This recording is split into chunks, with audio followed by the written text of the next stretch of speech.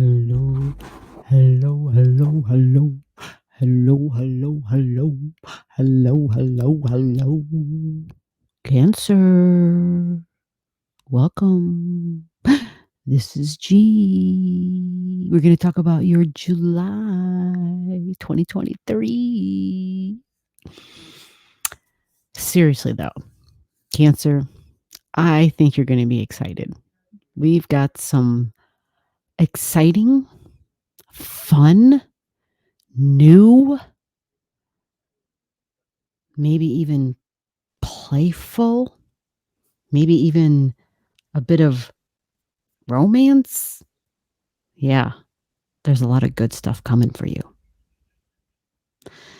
And it's for the next 18 months. 18 months. So in this video, we're going to talk about that. The first thing before I go there is to talk about the beginning of July. And so in the very beginning of July, we have a full moon. And the full moon energy is a release, because that's what we do when we have full moons. Feelings, families, emotions, mom energy. It's a full moon. This full moon's going to be a little bit different. Okay. And I know full moons and new moons and anything at all to do with the moon affects Cancer energy in an extremely intimate way, because the moon rules your sign. So anytime the moon makes a move, and by the way, it changes the sign that it's in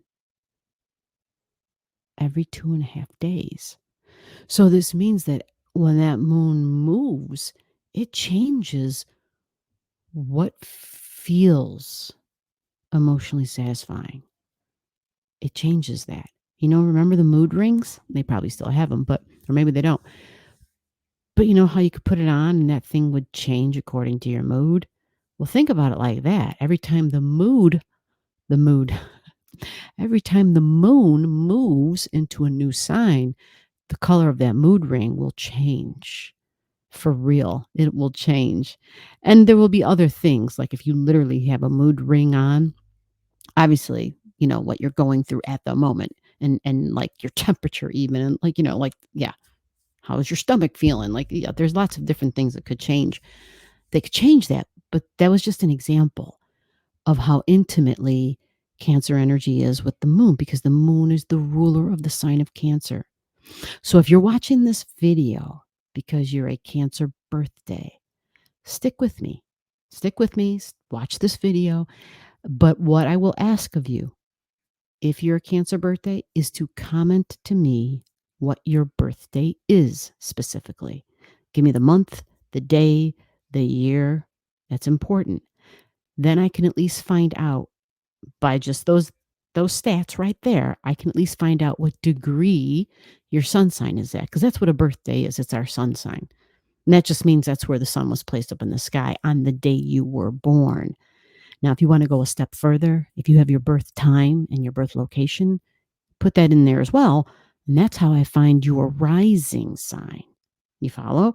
So watching this for your sun sign is really good, but watching it for your rising sign is even better. It's more accurate, because it will be good for the sun and the sun sign. But when I say accurate, it lines up with the patterns of the cycles based on your physical body, the location of your physical body, how things are angling your physical body, because your birth and the time of your birth created an energetic blueprint or frequency grid, as I like to call it, from the time you were born. Okay. And it was based on the location. That's why I said, if you're interested, throw in your birth time and the location. And that's how we get your rising sign. Okay. So with that all said, now, if you don't know, comment below. How about that? I'll help you out in any way I can. Now, this is a full moon right at the beginning, and it is going to be about your 7th house, which is relationships, significant one-on-one relationships, possibly partnerships like marriage and business. So this is kind of serious for you, right? I know I started at the beginning talking about, oh yeah, it's going to be great and fun and blah, blah, blah, blah, blah. Well, Sometimes we got to release and let some stuff go before we can have a good time, right? And Cancer, you have Capricorn over there, opposite of you, right? Even if you're a sun sign, Capricorn is at the opposite of Cancer. That's just how the astrology works. Here's Cancer, here's Capricorn, the exact opposite. So this is like my feelings, my emotions, and my emotional security, like the security blanket. Remember, who was that character in the Peanuts that would carry around the blanket? That's Cancer energy. Now, that doesn't mean that like everything he was doing and his personality was Cancer, but the security blanket is. It's what we need emotionally because it keeps us secure, like we feel safe. We emotionally feel safe, big time. Okay, so that's important. Well, opposite of that is Capricorn, and this is about it's about security, but this is about tangible security. You get it? So this was emotional security, and the exact opposite is tangible security. Right. And if this is in your seventh house of significant one on one relationships, this represents your commitment level to your partnerships, right? Very serious here. Very serious energy. Someone who's in it for the long haul. Sometimes these people don't marry until later in life because it's Capricorn. And Capricorn demands time. It asks of our greatest asset, time. That's Capricorn. So maybe you were married and maybe it ended, you know, maybe you weren't married for real long, and maybe you were like, "Oh my god, I'm never doing that again." And or maybe you got married and it was someone who was older than you, kind of like a father figure even, because that's Capricorn energy, right? And that happens a lot, especially if you're watching and if you're a female, especially because many times females, they need to get the hell out of the house. They need to get the hell either away from a toxic home or whatever the stuff is that's going on. And so when they meet up with somebody who kind of fills in the shoes here of someone they can look up to, someone who's got this material security, it's like, "Oh, I could go there. Like we could do that together. Like, hey, we can make a home. I commit to this person, you know." And then sometimes it doesn't work out, which is fine. Like that's just part of life.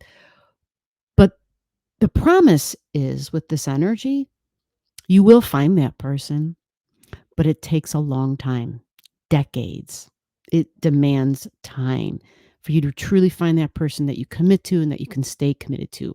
Not to say that you're a person who, does things to jeopardize that, but that's what this is. So it's really serious stuff. It's about duty, responsibility, it's masculine energy. It's someone who, it's like hardworking energy, hardworking. So that's why many people either don't get married young because it seems like it's such hard work, right? But it's just like something they feel that almost is a responsibility, you know? And so it almost feels like, well, work.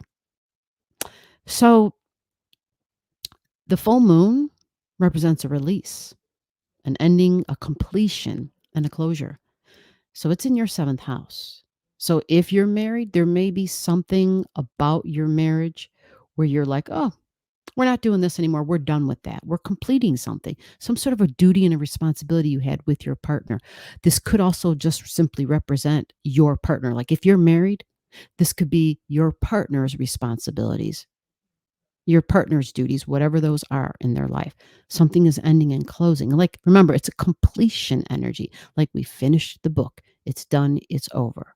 So some sort of a thing that we felt we had to do. This is like organizing and structure and setting up structures and boundaries, but it's always about building for the long-term security. Okay. So it might just be like the next level of the project. Like we finished this level. Now we got to go on to the next level because this is how Capricorn energy works. It really is about the steps that we have to take. And so maybe one of those steps is completed, or maybe it's bigger than that. Maybe you have something in your chart at 11 degrees and 18 minutes and you're like, oh shit, damn, this feels like this is over. Like this feels like this is like, yeah, this doesn't feel good anymore. Like this is on its way out. I am done. It could be that too for some people. Okay. And I know it's just a full moon. So I just want to keep everybody's heads stable here. You got to have a lot of things. Like you got to have multiple things. It's not just because there's a full moon. So again, if you don't know and you want to know, all you got to do is comment below. I'll help you out in any way I can. All right. Now we move on to the mid part of July. This is the exciting time. It's all about things being fresh and new and adventurous and just daring as hell and courageous and becoming confident. Fun and laughter, maybe some romance, which is interesting considering you had a full moon in your 7th house.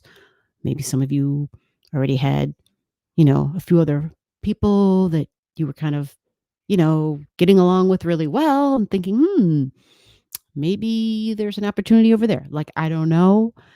But this, I will just say right off top, this seems kind of sort of, it can be a domestic vibration, but it can also be a professional one. I know, right? This will be grand fire trine energy. So it's exciting. Now, before I get into before I, what do they call that? Unpackage all that. Before I would say, well, I don't know what I would say, unravel all that. There's an event that happens on the 17th, and this event is a new moon. And I want to talk about this first because it is another opportunity for a new beginning, which is really fascinating because it's like we already have a new beginning and now we have another opportunity for a new beginning because it's a new moon. And it's right in the middle, well, 3rd week of the month, right? 17th. And this is a new moon and it is in your sign. So finding out for sure, like if your rising sign is a Cancer, or maybe you could be a Cancer moon, a Cancer sun sign, a Cancer ascendant. Hell, you could have all three.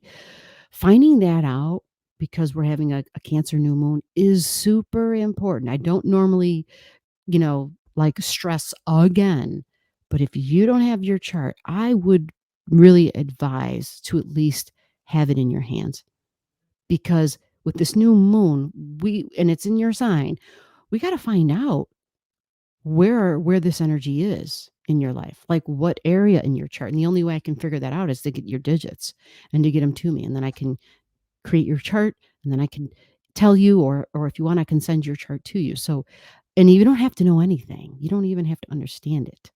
Honestly, you don't, because over time you'll understand it. Once you have it in your hands, you just keep it. One day you'll get interested enough to look at it more deeply, but hold on to it until that time comes.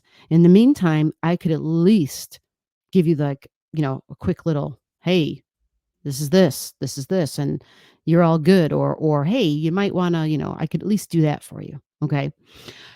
New moon beginning, home and family, because it's feminine energy, it's mom energy, it's nurturing, it's, do I want a family? Do I want to have a baby? I'm thinking about my childhood. I'm thinking about what that was like growing up.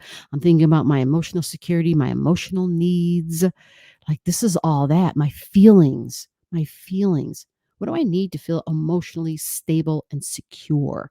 How do I feel safe? What do I need to feel safe? These are the things, these are the questions you're asking yourself and literally figuring out what those answers are. Like write that stuff down. Some people know all this already. Some people don't. Some people are confused because so much has changed in the last couple of years. And so some of us are really, truly, well, actually, I think all of us have really changed our identities in terms of how we related with like our tribe energy. Like who was my tribe? For some of us, it was the people who are our blood. Now, many people, not so much anymore, right? Big differences, big parting of ways. And so they're finding their own tribe. And once you find that other tribe, we identify differently because we are like, oh my God, like they get me. I get them. Like, oh my God. It's like you've created this whole new, it's like you've discovered something that was from the past and it was hidden. And that's exactly what Cancer energy is, from the past and hidden. It is. It's your soul's energy, your soul's memory, your soul's memory. So you figure out and write down what your intentions are. This is on the 17th of July at 1:32 p.m. For those of you who have your chart, this is at 24 degrees and 56 minutes. You're setting intentions based on Cancer energy. This is typically, if you're a Cancer ascendant, this is your first house. This is about your appearance and your body, what you need to feel emotionally secure. Remember, Cancer ascendants? Many times because they are so highly empathic. I know I didn't mention that so far. I apologize. Cancer energy, highly empathic. As soon as I see the first house, it's like empath. They feel so strongly. Many times you will see them wear an extra layer of clothing. Even sometimes in the warm months, you'll see like a long sleeve shirt on them, but then you'll see like another shirt over it, like a t-shirt over it. And you're like, okay, they got like a long sleeve on, and they got the short sleeve on the outside of the long sleeve. What is up with that? Because that long sleeve layer represents, kind of how we use it up here in the Midwest. We use that to keep warm. So it's literally like an extra layer of skin for us. Well, for people who aren't using it for warmth, they use it as kind of like to set up a barrier, right? Whether they do it consciously or not, it's kind of what they're doing. It's another way to feel secure. It's a way to feel safe. Another way for them to feel safe because they feel likely more than they want to feel. They can feel others' emotions, especially people that are considered family, especially mom energy, especially people that are part of your tribe, which you don't necessarily know, but you feel it. You feel it. So, new moon, setting intentions based on your appearance. And if you're a sun sign, if you don't know if you're rising, get your stuff to me and we'll figure that out for you. Now, let's get on to the exciting part of the new beginning. I mentioned this might be professional because we have a grand fire trine. The north node is moving from the sign of Taurus into the sign of Aries, fire. Aries is about beginning. Let's start something.